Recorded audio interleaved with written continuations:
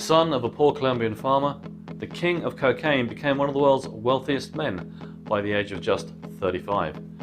Despite his humble beginnings, Pablo Escobar rose to become the leader of the Medelln Cartel, which at one time controlled 80% of the global cocaine market.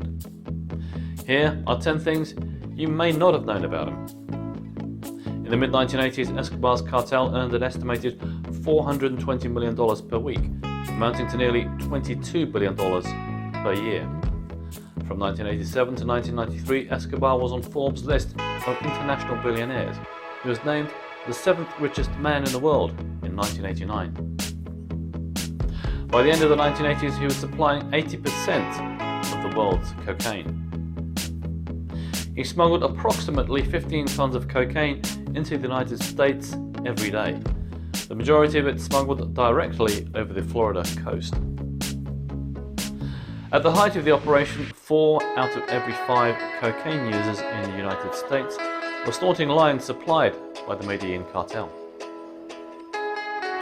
Escobar's enormous wealth became a problem when he was unable to launder his money quickly enough. He resorted to hiding large sums of money in Colombian farming fields, decrepit warehouses, and the walls of cartel members' homes. Escobar was earning so much that every year he would write off 10% of the money because rats would eat it in storage, or it would be damaged by water, or just simply lost. That amounted to a over $2 billion yearly loss. While hiding or destroying the enormous sums of money was one issue, the brothers also had to deal with a simpler issue: neatly organizing the banknotes. So the cartel spent an estimated $2,500 per month on rubber bands to keep the bills stacked together neatly. Escobar's daughter Manuela became hypothermic while the family was hiding out in the Medelln mountainside. Escobar decided to keep her warm by torching $2 million in banknotes.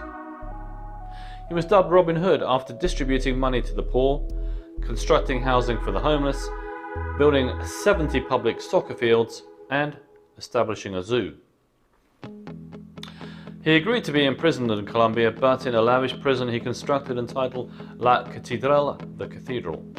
Escobar was allowed to choose who was incarcerated with him and who he collaborated with in the prison under the terms of his deal with the Colombian government. He could also keep running his cartel and entertain visitors.